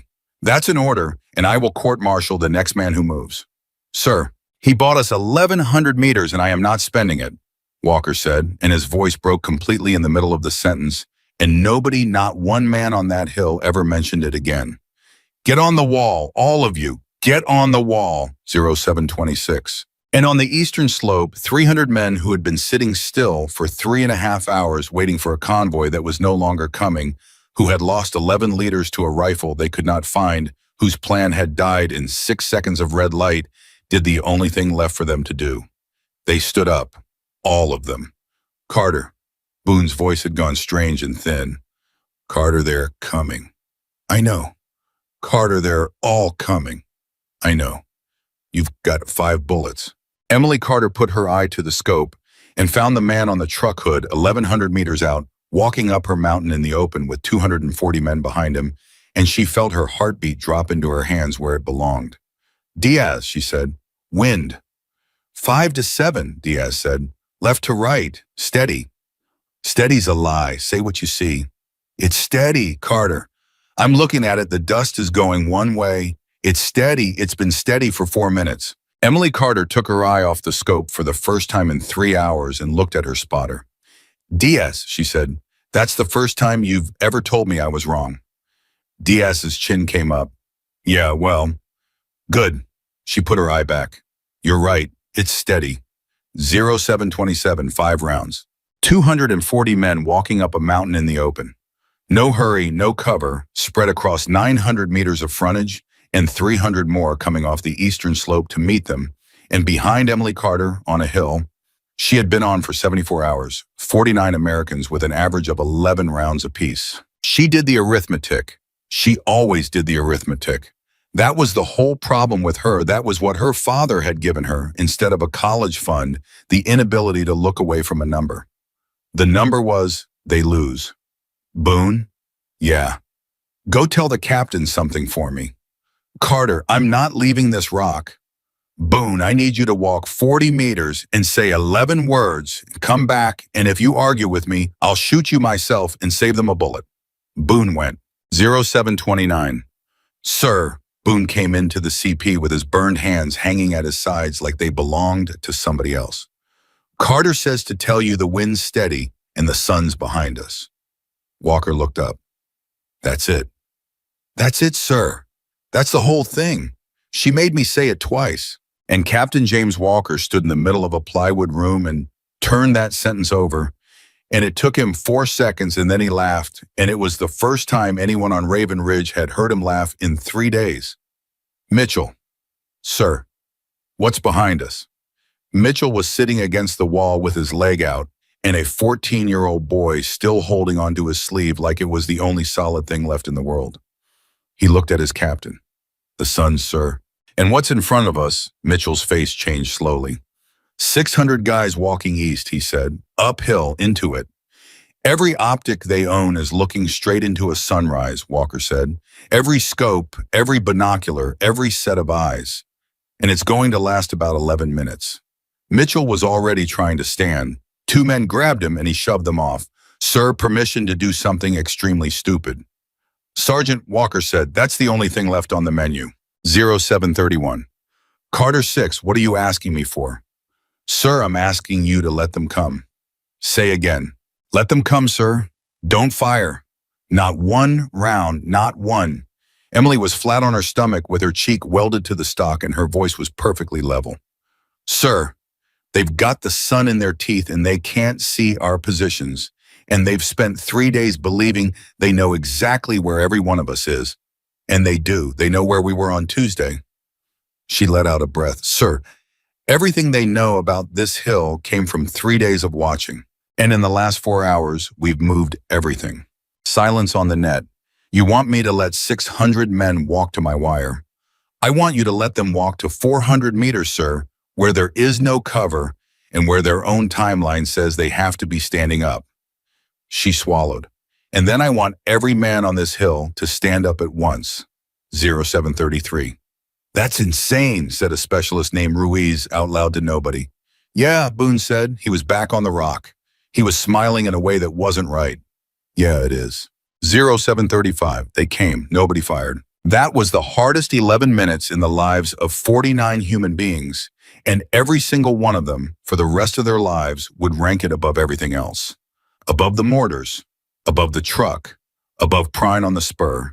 Because being shot at is a thing that happens to you, but lying still, while 600 men walk towards you with your finger on a trigger and permission to use it, is a thing you have to do over and over once per second for 660 seconds. Boone started shaking at 800 meters and couldn't stop. Carter, don't talk. Carter, I can see their faces. Don't talk, Boone. One of them's smiling. Carter, one of them's smiling. He thinks it's over. He thinks we're... Boone. She didn't look at him. That's the point. 0741. 600 meters. Diaz's hands were on the spotting scope and they had gone white at the knuckles. Carter, they're at 6. Carter, that's inside their recoilless range. They won't. How do you know? Because they want the hill, Emily said. Not their rubble. They want to walk in here and take the radios and the crypto and the wounded and the boy in the command post and put it on a video, and you can't do that to a crater. Diaz stopped breathing for a second. They want prisoners, he said. They want a story. Emily's jaw flexed.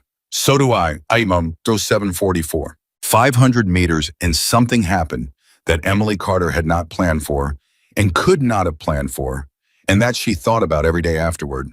The man on the truck hood stopped. He was in the front walking with 240 men behind him, and at 500 meters from the wire, he stopped and he raised his binoculars and he looked at the North Spur. At Prine. Diaz saw it. Carter, what's he doing? Emily was on him. 500 meters, a shot she could make in her sleep. 4 rounds left.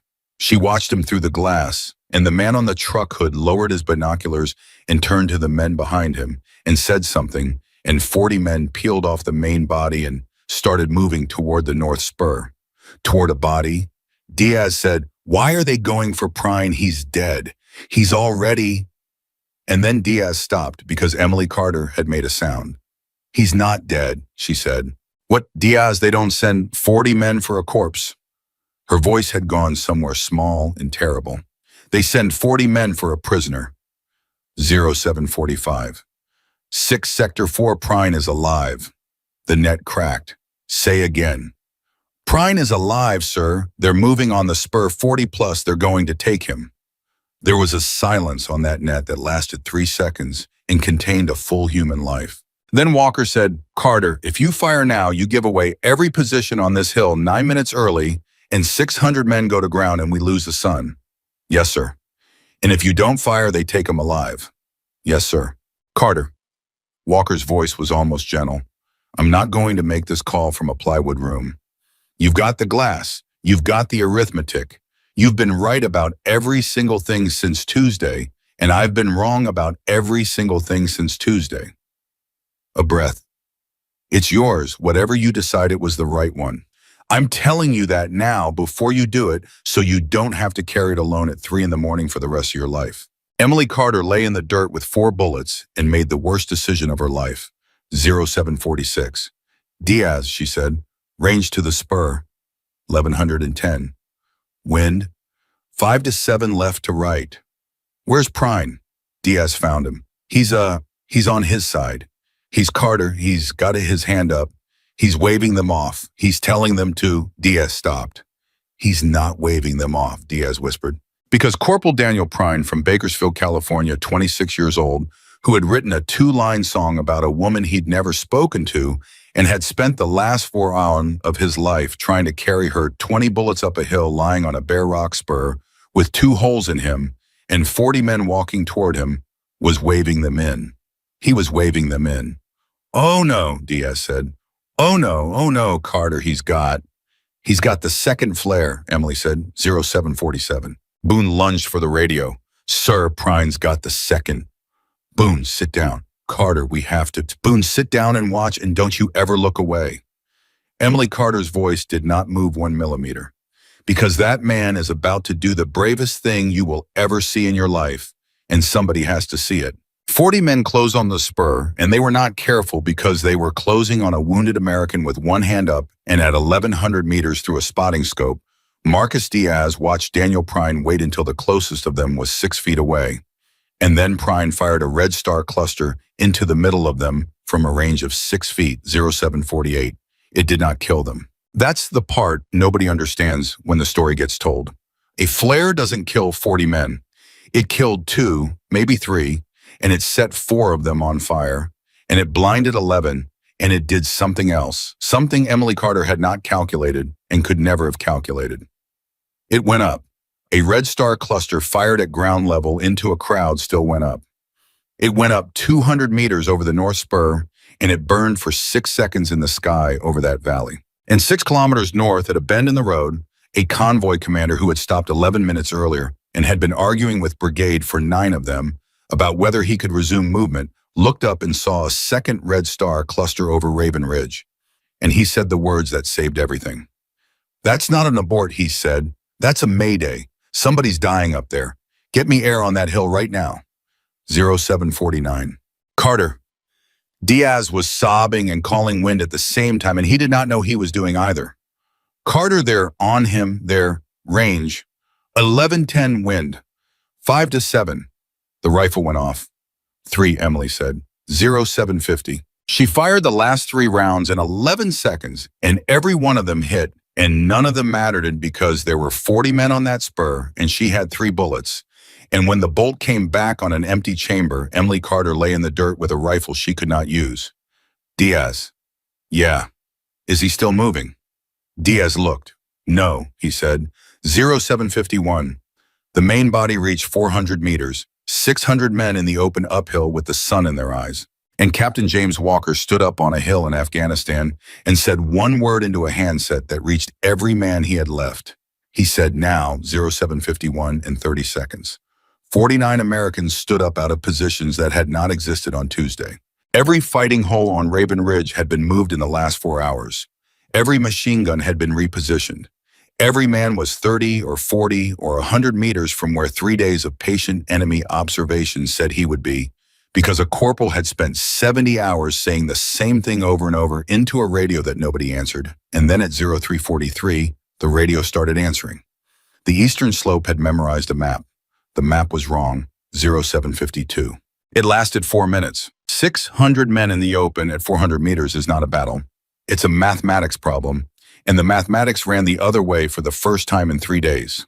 Machine guns that were supposed to be at Sector 2 were on the reverse slope of Sector 3.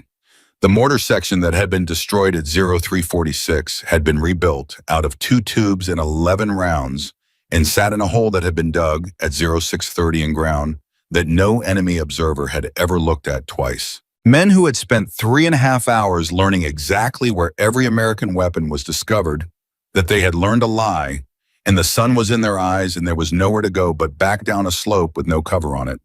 They broke at 0754, 0756. Air came in at 0756 4 minutes early because a convoy commander 6 kilometers north had used the word Mayday instead of the word abort. Emily Carter lay on her rock with an empty rifle and watched the 4th Wadi come apart, and 11 vehicles that had taken 3 months to hide and 4 recoilless rifles in a road that a man had built with his own hands under the noses of the United States Army stopped existing in 90 seconds. She didn't cheer. Boone was screaming. Diaz was on his back with his arms over his face laughing like something broken. 50 men on a hill were making a sound that isn't in any language. Emily Carter watched the North Spur. 0811. Sergeant Ryan Mitchell got to the spur at 0811 on one leg with 4 men, and Walker did not stop him, and nobody court-martialed anybody. Emily was already there. She had run 1,100 meters with an empty rifle and no ammunition, and she got there first, and she was on her knees in the rock when Mitchell came up behind her. He stopped. Carter. She didn't answer. Carter is he. He's alive, she said. 0812. Corporal Daniel Prine had 4 holes in him and a flare burn across his chest that would be a scar the shape of a hand for the rest of his life. And he was breathing in a way that was clearly a negotiation rather than a bodily function. And his eyes came open and found Emily Carter, and he tried to say something. Don't, she said. Don't talk. He said it anyway. Did it go up? Emily Carter, who had not cried in front of another person since she was 15 years old, put her hand over her mouth. Carter. He was fading. Did it go up? It went up, she said. Both of them. Both of them. And Prine smiled with blood on his teeth and said, told you I could carry something. 0813. Mitchell went down on his good knee beside him and started cutting his kid off with a knife. And his hands were shaking so badly that Boone had to hold his wrist. Prine, you stupid son of a... Sergeant. Shut up, don't talk. Sergeant, I gotta. Prine's eyes were rolling. The song, Carter. I gotta. And Emily Carter leaned down and said into the ear of a man who was drowning in his own chest on a rock in Afghanistan. Prine, Daniel, listen to me. It was a bad song. Prine laughed. It was a terrible sound and it hurt him, and he did it anyway. It really was, he said. 2 lines, Emily said. You had 2 lines and one of them didn't scan. I know. You couldn't rhyme Carter with harder. It doesn't work. It's not a rhyme, it's a hate crime. I know, Prine said. I know, I'm sorry. I'm not, Emily said. You'd have never talked to me otherwise.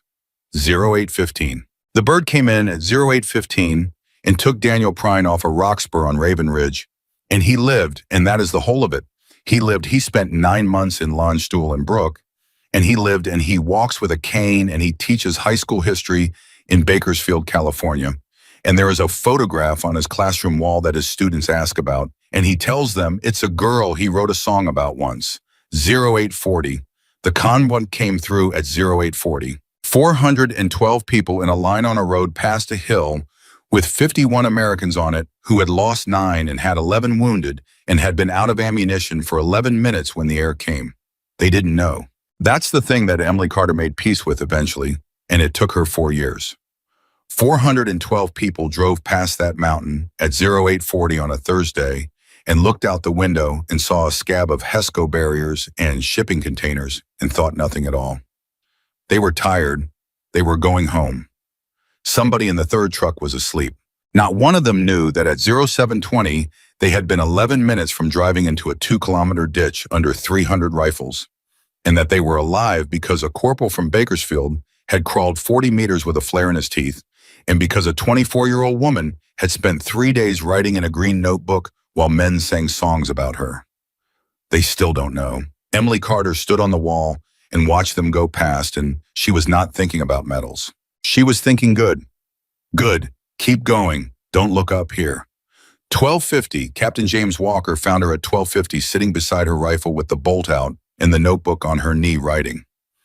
He stood there for a while. "You're still writing it down," he said. "Yes, sir." "Why?" Emily didn't look up. "Because it's not over, sir. There's 400 guys who got away over that eastern ridge, and they'll be somewhere tomorrow, and somebody's going to want to know which way they went and how they moved and what they carried." She kept writing. "So I'm writing it down." Walker sat down on an ammo can, which is not a thing that captains do. "Carter, I owe you an apology." "No, sir, you don't." "Corporal, sir, with respect, you don't."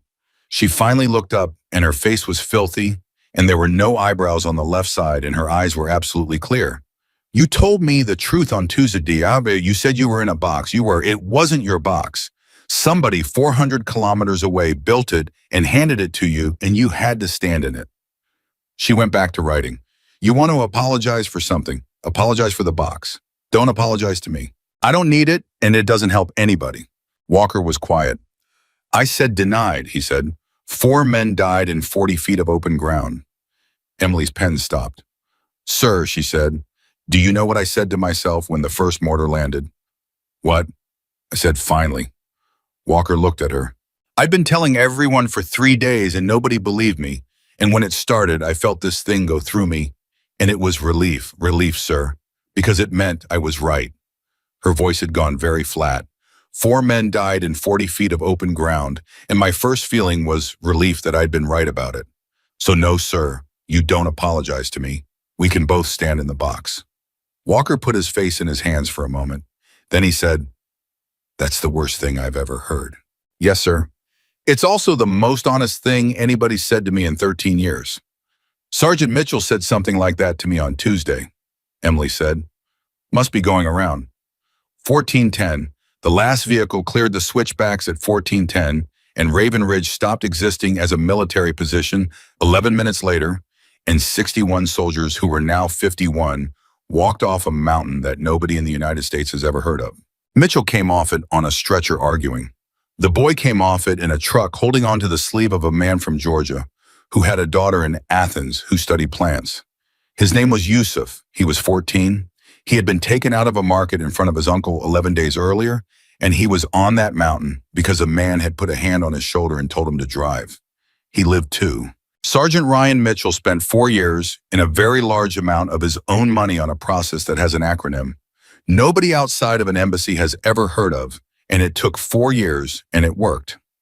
Yusuf finished high school in Athens, Georgia. He is a nurse now.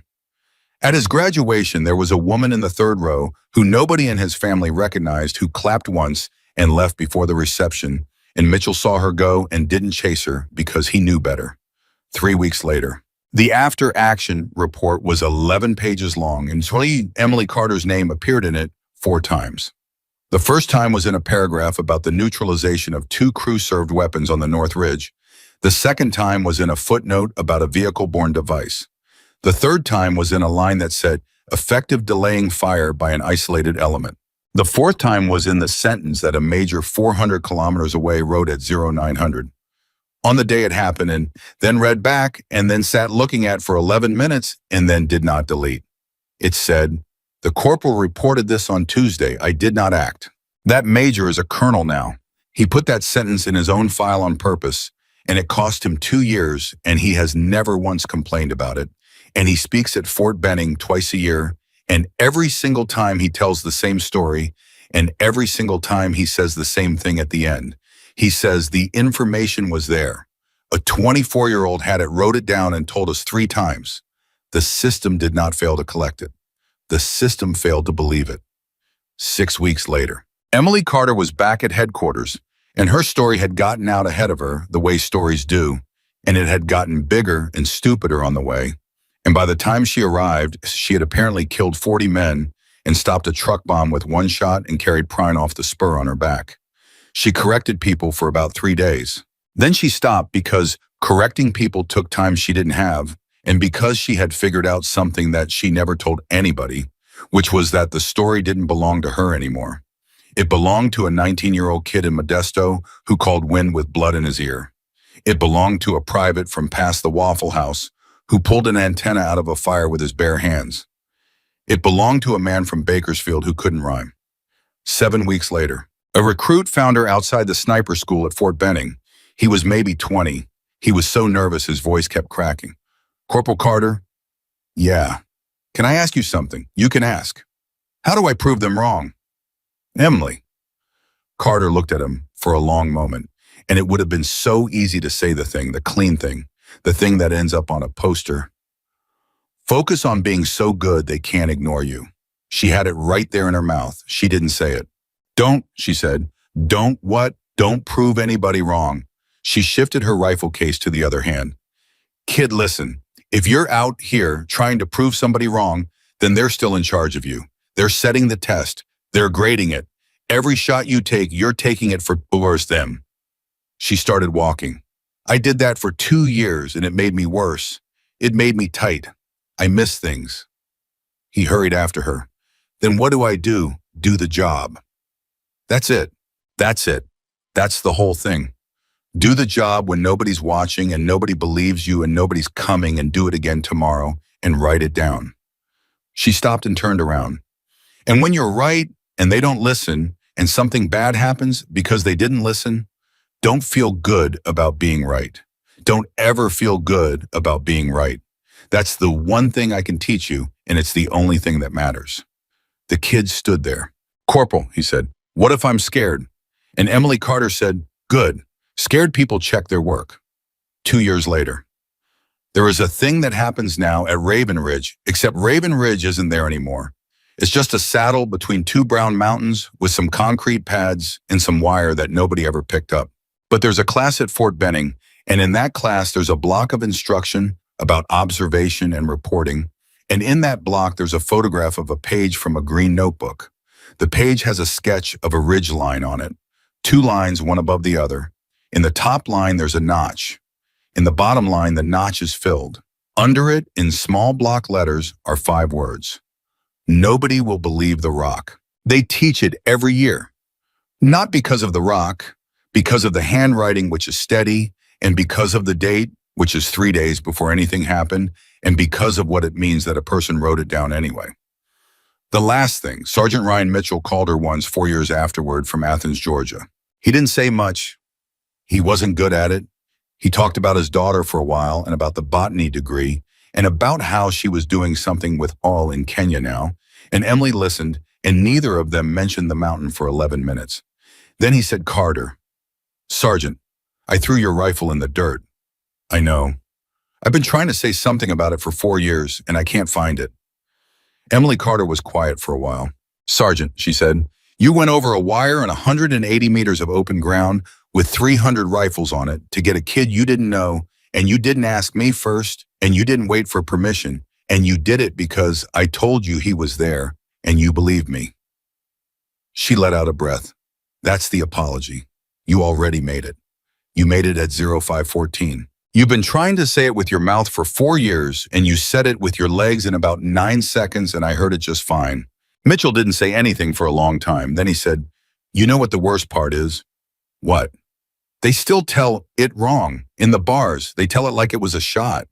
He laughed, and it was that same confused bark from the gravel 4 years old and worn smooth. 1,100 meters one shot saved the line. That's the story. That's what everybody says. I know. That's not what it was. No. So what was it, Carter? And there was something real in his voice, something he'd been carrying up a hill for 4 years.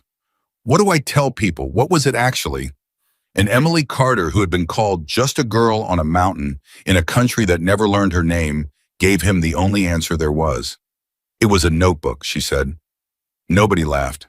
Nobody ever laughed at Emily Carter again. And not because she made them stop, and not because she proved anything, and not because she was a woman or wasn't or had to be. They stopped because on a Tuesday, she saw a rock that had moved, and she wrote it down, and she kept writing it down after the third no and the fourth no, and after the men who told her no went to sleep. And when the mountain finally answered the question that everybody had been asking behind her back for 3 days, the answer was already there on the page in her handwriting, dated, timed, and true. She was never just a girl. She was the only one who was paying attention.